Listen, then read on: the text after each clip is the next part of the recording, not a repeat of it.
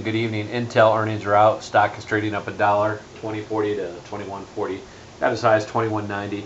You're looking at a one-day chart of the SPOOs.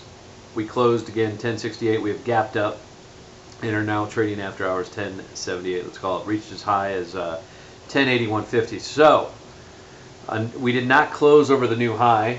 This action is happening after closing hours. So again, I maintain that until we close over 1076, all of this is noise. But just as we were waiting for a close over 1055 here, we got it on that last Thursday, Friday. Now we're waiting for a close over 1076.50. We'll see if we get it tomorrow, Wednesday. We also have retail numbers tomorrow morning.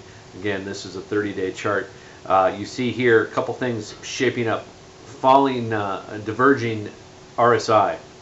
Again, remember we started this move now on that Friday of jobs number 1012.50 and are now trading as high as 1081. So we have gone up now 70 points, another 7% in 7 trading days.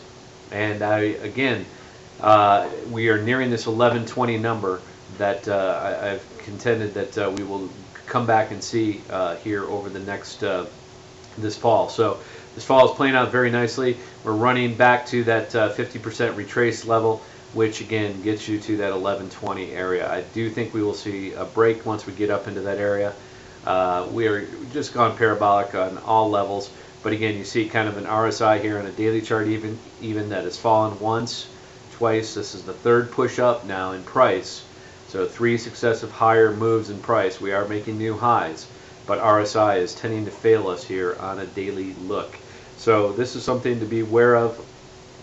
I think as we get to 1100, I would start to sell some calls up there in that 1130, 1150 space, as I do think we are nearing the near-term top here sometime this fall. We may even see it this week. We could even see 1100 this week. So look for this on a swing trade. I think it's setting up very nicely for some type of pullback.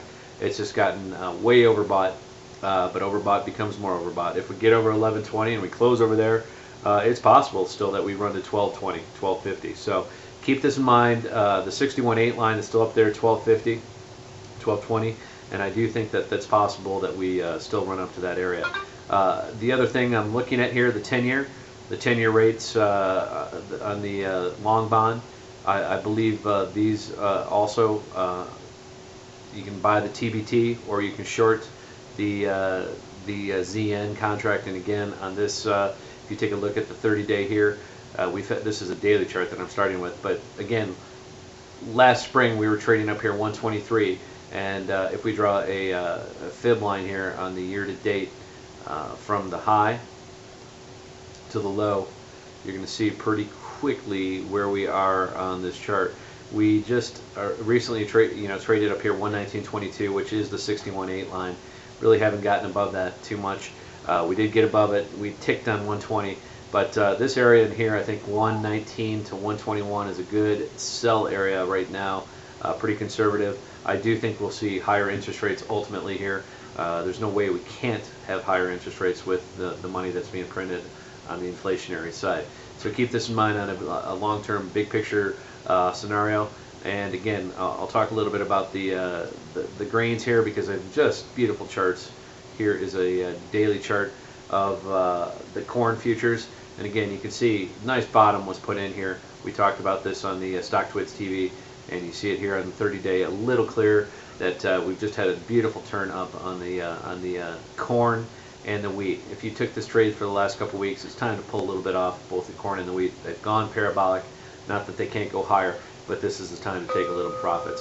So that's it. Again, we'll come back in tomorrow, see if we can close them over this 1076. We are currently, again, traded up to the R2 after hours, after the Intel, 1081.17. Back at you tomorrow. Have a great day. And if you're interested in coming into our trading room, please do so. We're happy to have you in there.